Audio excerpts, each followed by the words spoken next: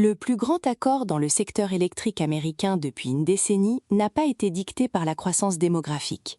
Il a été dicté par les serveurs. NextEra Energy a annoncé lundi le rachat de Dominion Energy pour 66,8 milliards de dollars, entièrement en actions, créant ainsi le premier fournisseur d'électricité réglementé au monde par capitalisation boursière. La logique de cette opération repose sur un seul chiffre, 51 gigawatts. C'est la capacité contractuelle de Dominion déjà réservée par des centres de données, dont Alphabet, Amazon, Microsoft, Meta et CoreWeave figurent parmi les clients directs. La Data Center Alley, du nord de la Virginie, la plus grande concentration de centres de données au monde, se trouve dans la zone de dessert de Dominion. NextEra a compris que l'accès à ce couloir d'infrastructure vaut plus que n'importe quelle expansion organique. Le ratio d'échange fixé à 0,8138 actions NextEra pour chaque action Dominion valorise Dominion à 75,97 $, une prime de 23% sur le dernier cours. Les actionnaires de NextEra absorberont 74,5% de la nouvelle entité. Ceux de Dominion recevront 25,5%. À l'annonce, l'action NextEra a cédé 2,6% à New York, signe que les investisseurs évaluent le coût de dilution à court terme, tandis que Dominion bondissait de 11%, son plus haut niveau depuis novembre 2022. Le capital institutionnel a donc arbitré en sortant partiellement de NextEra pour entrer sur Dominion, jouant la prime d'acquisition plutôt que la valeur créée à long terme. Ce positionnement défensif des investisseurs de NextEra soulève une question que la fusion elle-même ne résout pas. Si la demande en électricité des centres de données est structurellement en hausse, pourquoi les marchés sanctionnent-ils l'acquéreur le jour de l'annonce? La réponse tient au calendrier réglementaire. 12 à 18 mois d'attente à clôture, examen antitrust de la FERC, approbation de la NRC. Pendant ce temps, le bilan de NextEra supporte déjà 44 milliards de dollars de dettes long terme héritées de Dominion, sans que les synergies opérationnelles soient encore comptabilisées. La fusion crée ainsi une entité à 110 gigawatts de capacité de production et 10 millions de comptes clients dans 4 États. Mais son financement en actions dilue les actionnaires de l'acquéreur, précisément où les taux longs américains se tendent à 4,63%. Ce couplage entre consolidation électrique et environnement de taux est le ressort que les résultats de Ryanair vont rendre visible autrement. Ryanair a publié un bénéfice annuel de 2,26 milliards d'euros pour l'exercice clos fin mars, en hausse de 40% sur un an, dépassant le consensus de 2,16 milliards. Le titre a cédé plus de 3% à Dublin le jour même. Ce décalage entre un résultat record et une sanction boursière immédiate porte l'empreinte d'une seule phrase du directeur général, Michael O'Leary. Ryanair refuse de fournir toute guidance de bénéfices pour l'exercice 2027. La cause directe est le kérosène. Le prix du kérosène non couvert a grimpé à plus de 150 $ le baril, contre environ 67 $ au niveau de la couverture actuelle. Ryanair a sécurisé 80% de ses besoins en carburant jusqu'en avril 2027, à ce coût de 67 $. Les 20% restants sont exposés au prix de marché.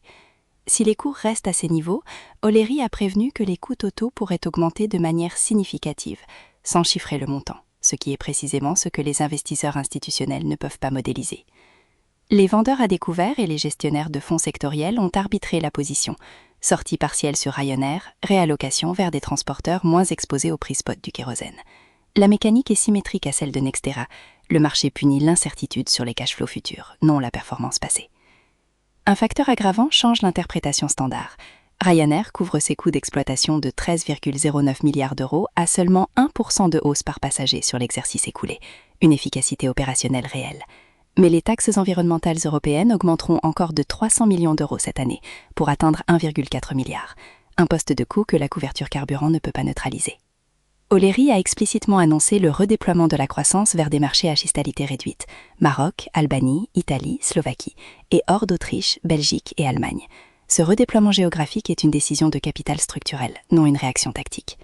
Ce que le retrait de guidance de Ryanair laisse ouvert est précisément ce que la reprise du trafic aérien estival permettrait de fermer. Si les réservations pour l'été dépassent les anticipations internes d'O'Leary, la prime de risque sur le titre se réduirait mécaniquement. Mais cette condition dépend d'une variable que Ryanair ne contrôle pas et que Publicis, à l'autre bout du spectre sectoriel, tente précisément de monétiser. Publicis a annoncé lundi l'acquisition de LiveRamp, plateforme américaine de partage et collaboration de données publicitaires, pour 2,2 milliards de dollars.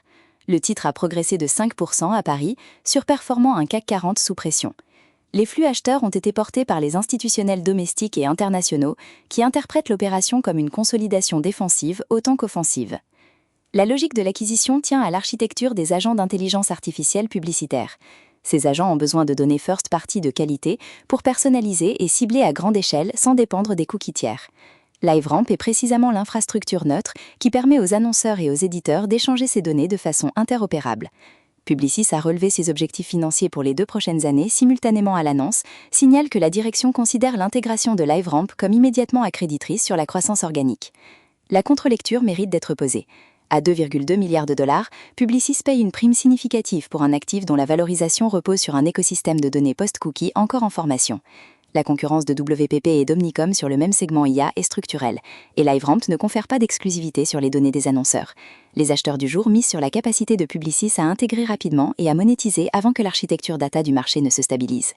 Le signal de vérification est le cours de Publicis face au seuil de 95 € dans les prochaines séances. Un franchissement confirmerait que le marché absorbe la dilution liée à l'acquisition et valide la prime payée. Un repli sous 90 € signalerait que les institutionnels qui ont acheté à l'annonce commencent à arbitrer les incertitudes d'intégration. Ce que ces 3 mouvements, fusion électrique Nextera, retrait de Guidance Ryanair, acquisition IA Publicis, partage, est une même condition structurelle, des taux longs américains à 4,63% qui renchérissent le coût du capital pour toute opération financée en actions ou en dette. Si le G7 Finance réuni à Paris ces 2 jours ne parvient pas à signaler une coordination crédible sur l'inflation, les marchés obligataires continueront de tendre et la prime de risque sur ces 3 dossiers s'élargira simultanément. Le benchmark à surveiller, le rendement du Treasury à 10 ans, s'il dépasse 4,75%, la pression sur Nextera et Publicis deviendrait une contrainte de valorisation, non plus seulement un contexte. Chaque jour après la clôture, nous publions un récapitulatif du marché et une analyse des enjeux clés. Abonnez-vous à la chaîne.